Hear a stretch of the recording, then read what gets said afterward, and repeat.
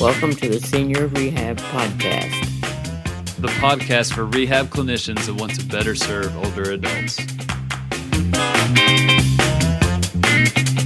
And now, your host, Dustin Jones.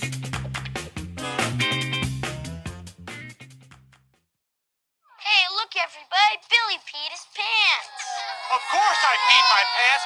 Everybody my age pees their pants. It's the coolest. Really?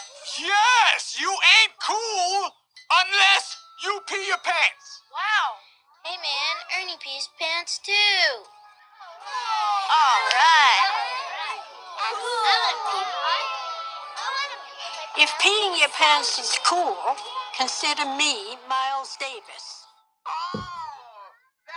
Hello, friends. Welcome to the Senior Rehab Podcast. Today on the show, I have the two coolest cats talking about urinary incontinence, Sean Hagey and Sarah Haag. Sean is a PTA, a home health PTA that is very passionate about this topic and sees the importance of it in our work. Sarah is a physical therapist in Chicago at Entropy Physiotherapy and is part of the Pelvic Mafia. So both of these people are pretty experienced in the whole world of urinary incontinence and how we can help our patients. They actually gave a presentation at CSM 2016 in Anaheim, California, called Pants Not Pads.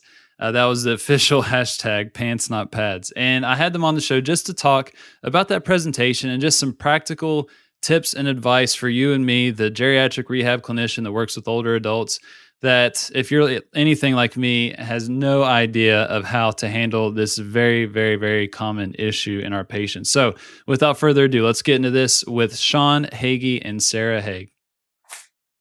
Sarah Haag and Sean Hagey, welcome to the Senior Rehab Podcast. Thank you all for your time this evening.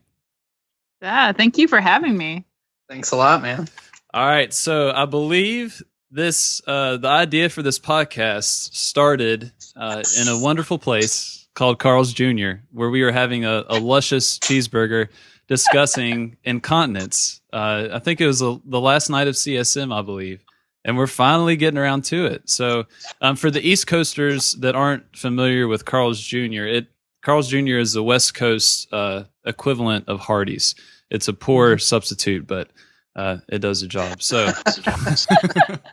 so we're going to make it happen. So, you all did the conversation or the presentation at CSM this past year, hashtag Pants Not Pads. So I just want to touch base on that. So let's start off, just each of you, Sean, if you could go first, just give us a quick and dirty of what you do as a profession. Yeah, I'm a home health PTA. I've done it pretty much exclusively just for the last couple of years, but I've been a therapist for almost 8 now, and I did a little bit of home health early on, but now I'm all in on the home health realm. Love it, Sarah. I have a clinic in Chicago with Sandy Hilton called Entropy Physiotherapy and Wellness, and I am primarily treating people with I like to call it the things that people don't like to talk about at dinner. So pelvic pain, sexual dysfunction, bowel and bladder issues, and chronic pain. Wow. So that's kind of what I do with myself most of the time. I listened to your and Sandy's podcast with Karen Litzy, by the way. Oh. That was amazing. For anyone listening that has not listened to that podcast, you should do that. Healthy, wealthy, smart. But let's talk about incontinence. Sarah, I'll start with you. How prevalent is incontinence in just our general population? Way more prevalent than you think it is. Mm-hmm. It's something that isn't discussed very often. Some of the statistics say upwards of 25 million Americans are affected, but I always like to say that's who's reported it. Yeah. So if you think about if you'd raise your hand or check yes on that box and on a survey, I would bet a lot of money, a lot of people who don't admit it's a problem, mm-hmm. don't realize that when they laugh or cough, if they leak, that counts as incontinence. So it's a pretty big problem. And that's just in old people, right? Definitely. No. I just peed laughing there. Dude. I just peed. Sorry. There's help for that. Yeah, I didn't want to pause too long and have anyone think I was serious with that. No, it's one of those things where usually people assume it's a normal part of aging, but it is not. There are some things that change as you age that might make you more susceptible to having it be an issue, but there's almost always a non-surgical way to make it, if not better, completely go away. Sean, before you went into home health, what setting were you in? Just more of an outpatient model. So what was that like going from, outpatient ortho to home health in terms of, just being exposed to urinary incontinence? Was that pretty eye-opening for you?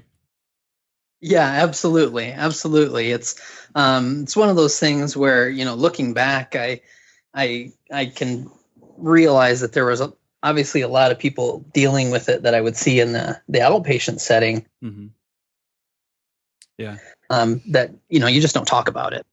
You're in there for other things. You don't really bring it up, but in the home health world, when you walk in that door and you see a package of pads by the bathroom, it's, it's not as easy to hide or those kinds of things, or let's just be honest, the smells in some homes. Yeah. You can tell pretty much right away. Yeah. Yeah, I would agree with that for sure. It's been my experience. I was in outpatient ortho before home health as well, and just not even discussed whatsoever. Was not even on the radar, and then you're just kind of thrown into the thick of things in home health for sure. But I feel like for me, it has been on the back burner in terms of really diving into this topic and, learning more about it. So Sarah, would we be able to just kind of go through the different types of urinary incontinence just real quick? Absolutely. So I would say that the most common one and the one that you see the most commercials for is what we would define as urge incontinence. So that's kind of the sudden urge, that urge as you are heading to the bathroom, that you're not even thinking about it, and then it hits you like in the side of the head that you're about to pee your pants. And that's also where there's a lot of medications. Unfortunately, a lot of those medications, how can I say it? There are some side effects that make them undesirable, but then also it is one of those things that there's some things you can do non-pharmaceutically that can help a lot to change it. Okay. The other thing is, I would say also in home health, there's another kind of incontinence called functional incontinence, meaning the biggest problem is getting to the bathroom and getting the clothing removed. So, of course, they're like, ooh, I got to go so bad I can't get my pants down. Well, it took them 20 minutes to get from the living room to the bathroom, and then they had a button fly pair of pants on for some reason. Yeah. So there are some barriers that could be removed that if that's the situation, it wouldn't be urge, it would be functional. Yeah.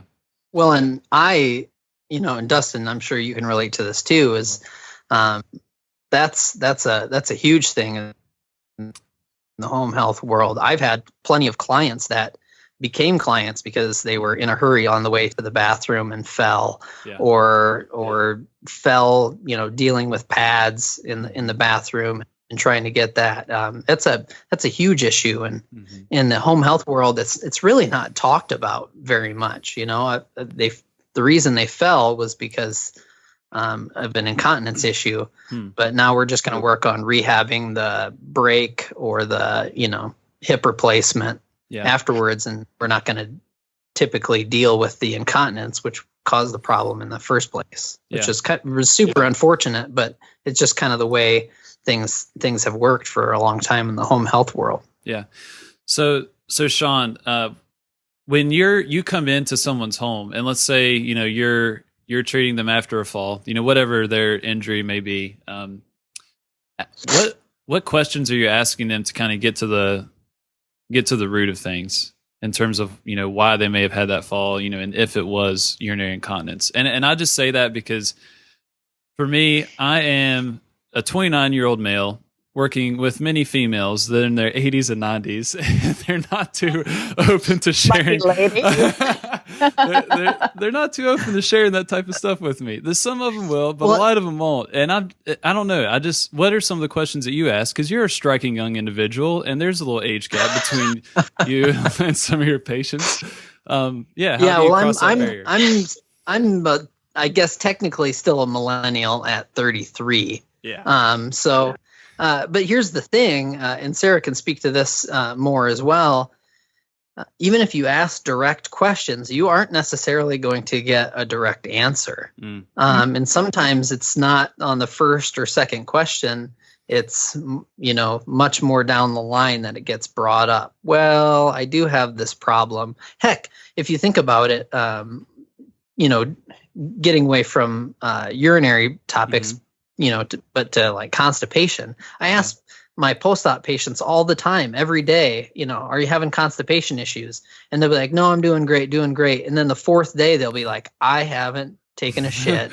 And, oh wait, I probably shouldn't have said that. No, you're okay. I haven't crapped since the surgery. And you're like, I've asked you every single day, and you told me that you've been fine. So, if it's something like that, and you're talking about incontinence, you're having some of the same barriers where people, even if you're very upfront about it and ask about it, they still will. I've had clients where I ask about it and they kind of deny it, but I can see that they have pads. So you're like, how often are you using the pads then? And then they'll usually reply with something like, oh, yeah, well, if I'm going to be out away from the house, then I will. And, then they'll talk about stuff like that. But it can be really difficult. I mean, you can do everything in theory correct and ask with tact and still not get a direct answer. Yeah. Yeah. Sarah, what's that like in your clinic? And I know it may be a little different because you've got quite the reputation as a hashtag pelvic mafia specialist. She's a big shot. She is a big shot. But that's not the reputation I thought you were referring to for a moment. We won't bring that up. But what are those conversations like in your clinic? Say someone comes in day one and you're trying, just to find out if that is an issue. What's that conversation like? Well, to be honest, I would say a majority of the patients coming into our space are coming in for a pelvic issue. And if you look at the pelvic anatomy and the various things that happen down there, if you have an incontinence problem and it's musculoskeletal, there's very possible there's a sexual dysfunction. There could be a bowel issue. And I think I can explain that very well. Like, you're coming here for this. This is why I need to ask about this and this.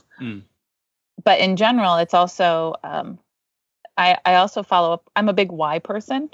So, if I'm going to ask you about your poop, I feel like you deserve an answer. You deserve some explanation as to why I'm asking you. Okay. And so, if you're coming in for bladder frequency urgency, I'm asking you if you're constipated because, one, if you have a pelvic floor that doesn't know how to relax, lots of times it leads to constipation. But also, and so that could get better with the therapy. So not separate therapy, not a separate approach. Just this is one more thing it might be helping. But also, if they're on medication for overactive bladder, it typically gives people constipation. Yeah. So it's good for us to know that. And ironically, real quick, if you have constipation, that also makes your overactive bladder worse. So it's kind of a circle. So it's good to know what's really going on down there. But I explain why it's important for me to know everything that's going on down there. And with that question I asked, I don't want to get down the path to think that only females have this problem. Because, we mentioned before, it's males and females. But I am, I guess, just kind of sensitive to speaking with someone about this stuff that is the opposite sex. And I'm curious, right now, Sarah has an amazing student by the name of Ryan Smith from Ohio State doing a rotation there. And I imagine, he's had some very uncomfortable moments since being in your clinic. But when he came, I mean, he's a stud anyway. But what was some of the advice that you gave? He's a stallion. What was some of the advice that you gave him? Just that first week in terms of how to communicate with people. Especially if they were female, in talking about these sensitive issues. So Ryan's actually there more as a business intern than as a clinical rotation. Okay. But what's been really fun is every time I walk back into the office where he's doing amazing things like updating our website and helping Sandy and I move into the 21st century with with apps and organizational things and marketing ideas, he sees us treat people of the opposite sex from us. Okay. And just that honestly, an honest, frank discussion that is respectful gets you really far, because once you offer help, so if you just toss it out there that, I noticed those pads, but there's some help that can actually cure that. You wouldn't have to use those anymore. People start to listen, and it's no longer a, wow, this is awkward. It's wait a minute, you have something I want. Tell me more. Wow. So it's, I think once a provider gets over their awkwardness, and makes it an offer, most people who need help are pretty excited. Yeah. Gets over their awkwardness. I have a tough time doing that. I'm just an awkward individual all around, but oh well. Sean, you can feel my pain, let's be honest. Yes, absolutely. Okay. So let's go back to Sean. So let's go to the home health setting. And someone is incontinent. You see the pads, there could be some issues there. When you're kind of walking through that house, what's on your mind? What are you looking for? And what are some of the kind of low hanging fruit in terms of changes that you can make to improve people's safety in their home? Yeah. I mean, first and foremost, it's house layout. Do they primarily spend their time in a room that's super far away from the bedroom? If they've got a tug test that's 2.5, 3 minutes, and they're going to have to make a super long route to hit the bathroom. That's common sense topic number one. Some of it also kind of goes back to where did they develop this? If they're coming home from the hospital after a catheterization and catheterization. That sounds lovely. Ooh, doesn't that painful? They can be having some issues. Did they kind of pick this up? Maybe they were at a skilled facility that's hardly skilled, and they're sitting in the room waiting for somebody to help them to the restroom, and they basically have a learned incontinence issue. Some of those things you can address easily with the distance and the functional part. Some of them are a little bit more difficult from knowing if it's a pelvic floor issue or just an awareness issue. Some of those things are as simple as having a voiding log, keeping track of how often they're going, when they're going, setting little reminders. I've had a lot of success showing, because I've got a lot of older clients. You're a big proponent of fighting ageism. I've got a lot of these older clients that know how to use a smartphone better than I do. So I'm just like, hey, download a little reminder app. Every so long it'll give a chime or a buzz, and so you have kind of a heads up like on like that, like my phone just did. As a little reminder, early on, trying to get ahead of it. So those are kind of the big hitters, and some of that you can deal with pretty easily. Some of it, takes a little bit more planning and strategy. But a lot of people get really afraid of dealing with it, me included. Yeah.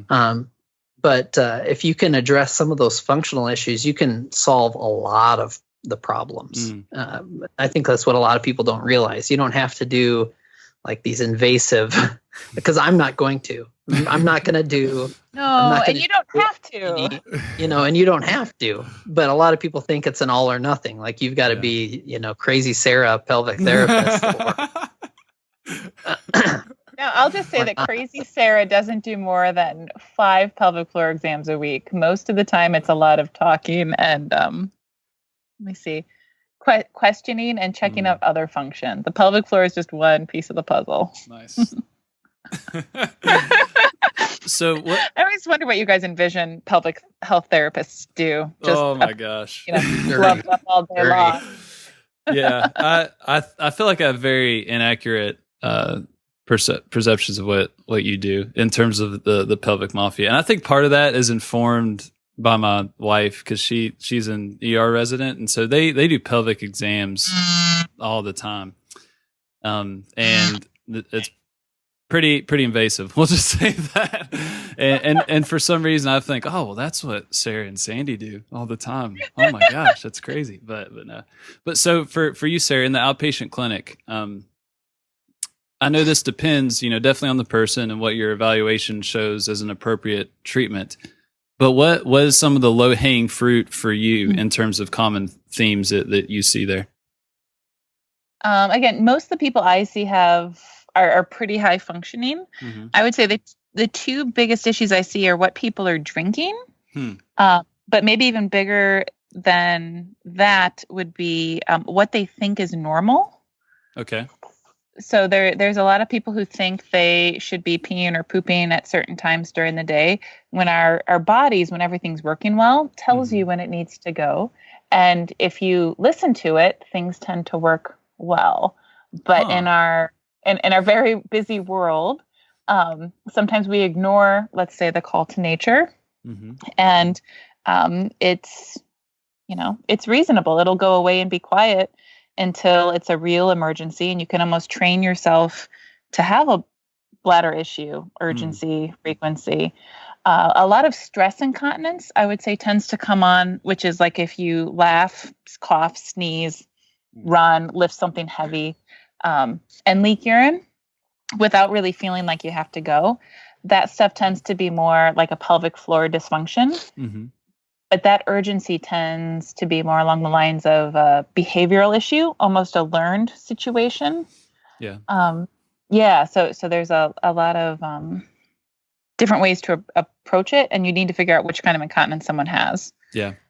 And that reminds me, I need to put a link in the show notes for that video that you did. I don't know if that was this week, but where, you had, it was like this big jug of, I think it was tea. I don't know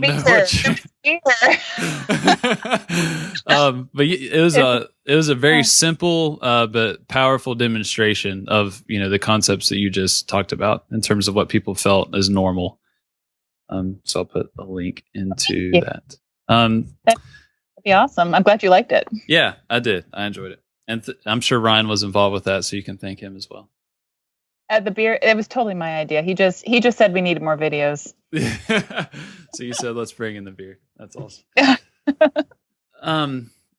So I was going through y'all's slides from CSM, which I'm very, I missed y'all's talk, but I was at the patient panel. Yeah, I noted. Next door. I noted it. You might they took 10 minutes to get him to stop crying, Dustin. It was awful. But there's one section in there that I found very interesting, and it was a section on marketing. I'm not sure who spoke on that, if it was Sarah or Sean, but could you share some of the things that you talked about in terms of the power of urinary incontinence in marketing? Yeah, that was all Sean, so I will leave it to him. Oh, that's so great. That's so great. Well, just a side note, on the side for the last couple of years, I also do some consulting for clinics that want to do like Facebook advertising or online social media marketing, stuff like that. Yeah. One of the cool things that you can do with, say, Facebook ads is you can target your audience. It's not like a newspaper ad or anything like that where you're just putting it out there and hoping to catch some viewers. You can direct it to who you want. So, for example, marketing. If you wanted to reach out and kind of direct your ads to new moms, you can set your ad preferences for people that are interested in, parenting magazine, or, moms, or, birthing, and you can direct your ads specifically. Now, you're obviously, if you put down incontinence, you're not going to get a ton of people, but you can reach specific people based on what you're trying to market, especially age groups and genders. If you want to reach out to, a specific age group and gender that are interested in certain things, you can dial all that stuff in. So that's kind of part of the marketing piece. Another of the marketing pieces, and Sarah does this, is building relationships with nephrologists and other, not just OBGYN docs, but other doctors that are going to, have patients after having a prostate removed, so they can get pre and post surgical consults in dealing with those kinds of issues. So that's the marketing piece right there. Yeah. So in your work, in terms of the consulting, have you worked with home health agencies on that? Primarily outpatient, Yeah. Private practice style stuff, but I work for a home health agency. Yeah. But again, on the marketing and those kinds of pieces, another part is developing. Hopefully, Sarah and I are going to hopefully push this more and more, is developing an actual program for continence in the home health world. So your agency actually has a plan, maybe even has a couple of dedicated therapists that can do visits or provide training to your PTs, so that you now you can advertise this as an agency to your referral sources and doctors and things that you provide this service. So if a client comes into their PCP and they're having this issue, and they're having some other issues that hopefully can kind of trigger in their mind, hey, this is just another thing that us fantastic home health therapists can help with. Yeah. So if you could, just off the top of your head, what would that plan look like? I mean, I know if y'all haven't kind of worked this out and planned it out already, but just off the top of your head, what do you think would be some of the major steps in terms of that incontinence plan? Well, do you want me to talk a little, Sean, about that one? So developing kind of a toolkit, not so much a continence for dummies, but a nice. Boy, this would be a great pre-conference topic. I think for CSM. That's a great idea. I bet Dee Cornetti would just love to support that too, wouldn't she? I absolutely love Dee, and I was telling you earlier, I loved her interview with you on this podcast. But yeah, if Dee wants us, she can have us. Yeah, I was there when she voluntold you, actually. But I was also told, in spite of being president, she doesn't have that much sway. So hopefully the president, we might have put in a proposal. Okay, cool. Hopefully it gets picked. Just saying. All right. But to come up with kind of a nice toolkit, you guys in home health have so much to cover. The comorbidity list is a mile long. You've got to know quite a bit about everything. So to come up with a toolkit when you're like, oh crap, now I got to ask about incontinence, and I don't know, we didn't even get into bowel function yet, but we might throw a page or two of that in there. But a quick, easy reference list of simple questions you can ask, signs and symptoms to be looking for, and also to have therapists, because I think physical therapists in general, we don't have a really good grip on how important continence is to quality of life, to safety, to keeping people in their homes as opposed to some sort of facility. Yeah. It's huge. So just kind of understanding that, yeah, it might make you blush a little bit, but here are some simple questions you can ask. And if their answers are this, here's who you can call, or here's some references. So that you will, even if you don't want to, go there, you can refer them, make their doctors aware, let their doctors know that there's help, because that's another huge thing. A lot of physicians kind of pass it off as part of being older. It's not a thing about getting older. There's help. So just quick reference. Yeah.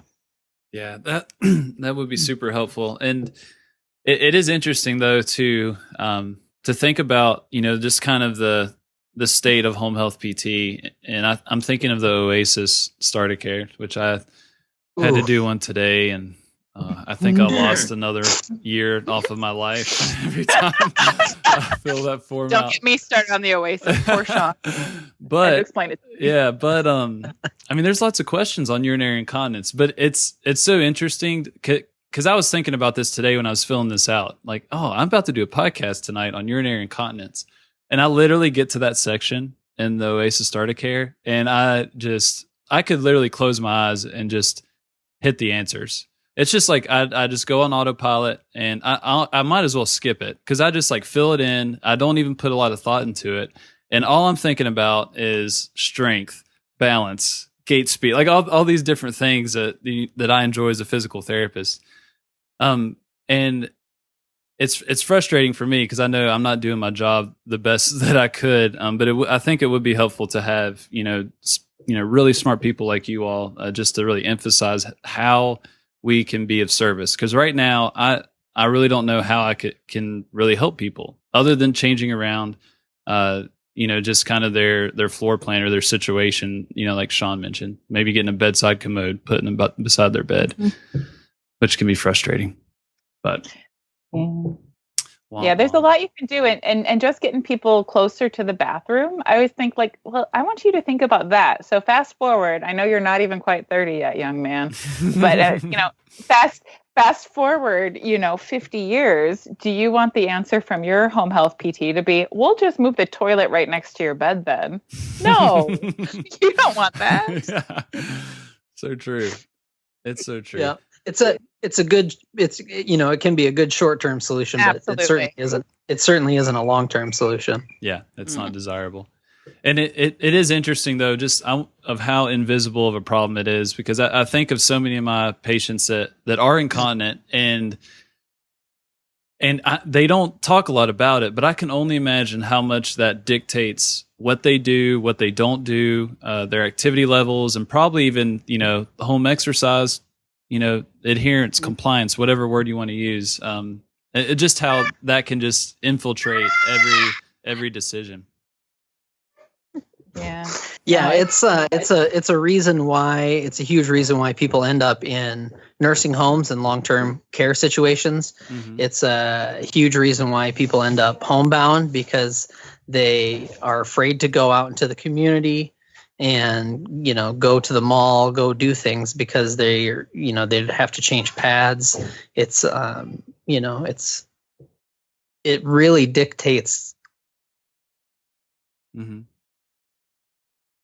Really, really dictates quality of life. And it's easily overlooked, and part of the battle is just kind of just bringing it to the surface so you can kind of deal with. Sarah, I have a question. So I'm a big proponent of strength training, and there's many reasons why I train and lift somewhat heavy things for me.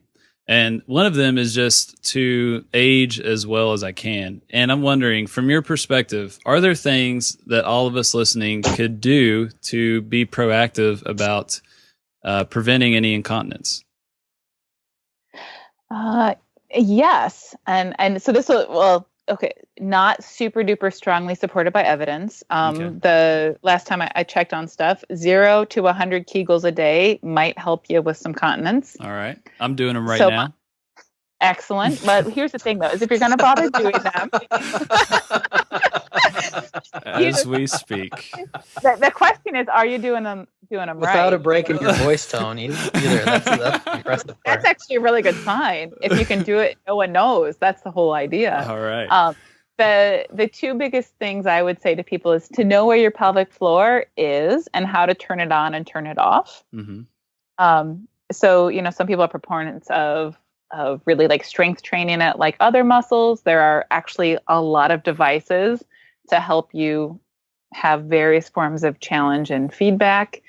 I don't know that any other animal makes it that complicated, but yeah. But you should know where it is and how it works, and use it frequently. And I think a lot of people also forget that we use it when we sit up straight, and we use our pelvic floor when we're walking, and we use our pelvic floor really throughout the day. It's part of our support system. Yeah.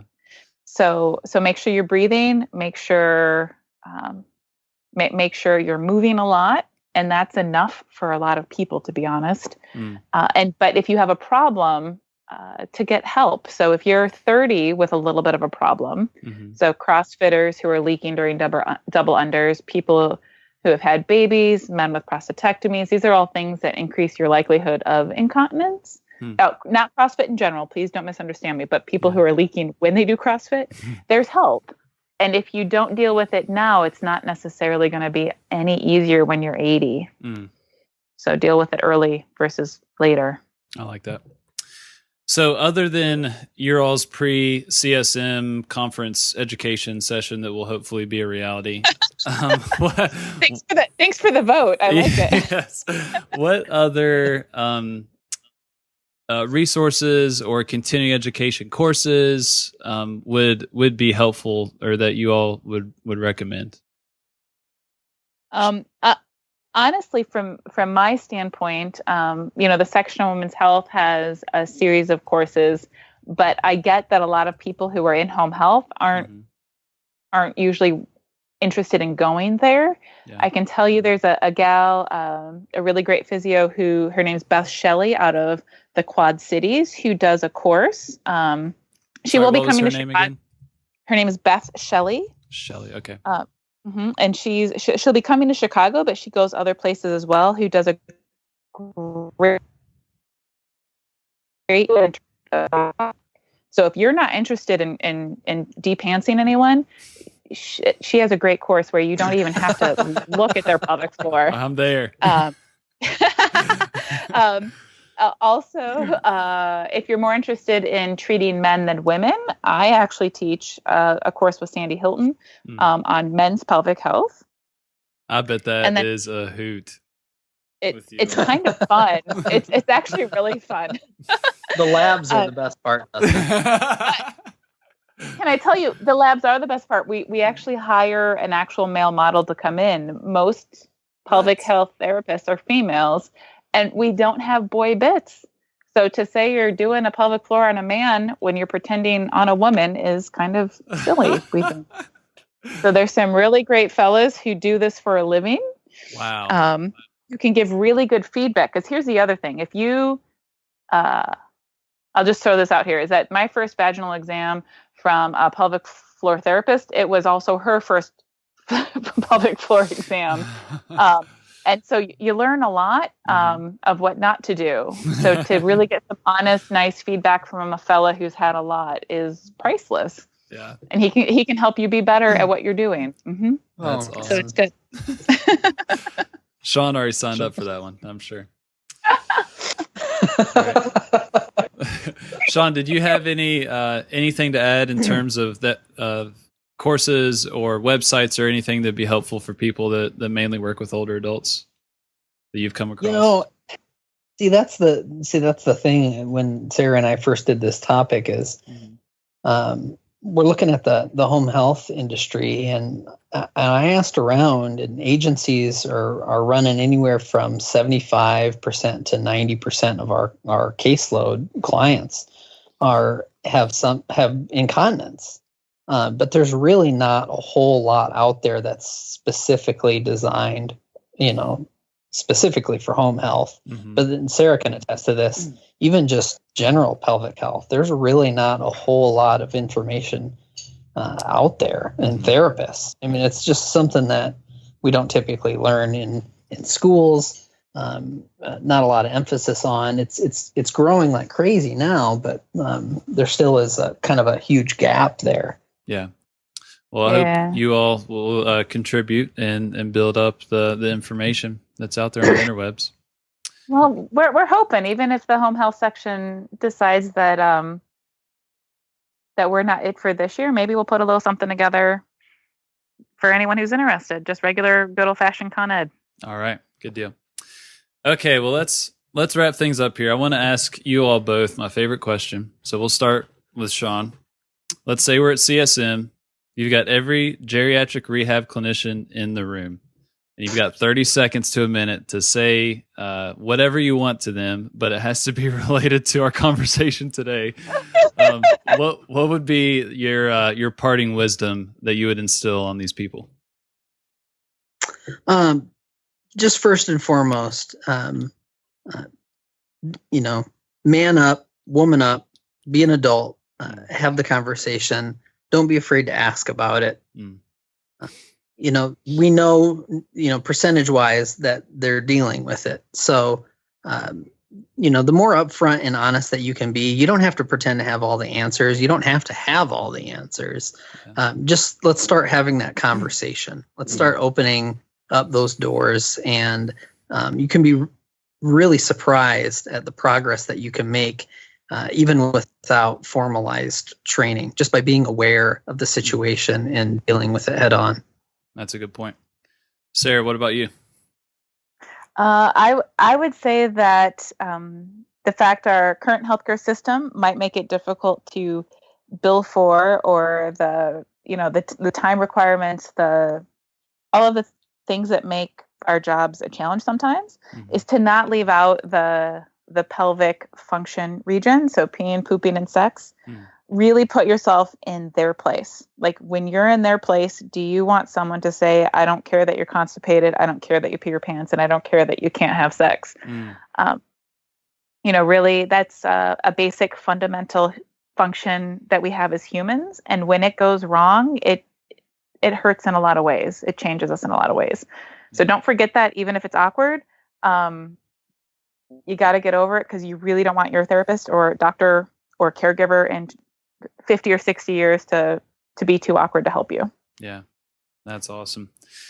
Very, very wise words from both of you all. And I appreciate, you all just taking the time to, talk with me this evening, but then just talk about incontinence, just the topic that not a lot of people enjoy talking about or interested in, but has such a huge impact for us as PTs, OTs, speech therapists, PTAs, CODAs, all the different rehab professionals, but definitely a lot of the people that listen to this podcast, so that mainly, work with older adults, because this is a very prevalent problem. So thank you all for doing that. And before we go, let's start with Sean. Could you share just your Twitter handle, any websites, if people want to pick your brain a little bit, or potentially work with you for the consulting that you mentioned before? I have a personal Twitter account. It's just my name, Sean Hagey, SeanHagey. That's probably the best way to get a hold of me. Okay. What about you, Sarah? You can find me on Twitter at Sarah Haag PT. So SarahHaagpt. Also, our clinic website is www.entropy-physio.com. So just seriously reach out. I love direct messages about peeing, pooping, and sex. I do. You open up the floodgates on that. Watch out. Yeah, and for listeners, check out the Entropy website, because they do a lot of continuing education courses, all kinds of different topics that are very interesting and very applicable to many of us. So once again, thank you all for your time, your expertise, and just your willingness to share on this podcast. I appreciate it. All right. Thanks for having us. Thanks a lot, Dustin. Hit me.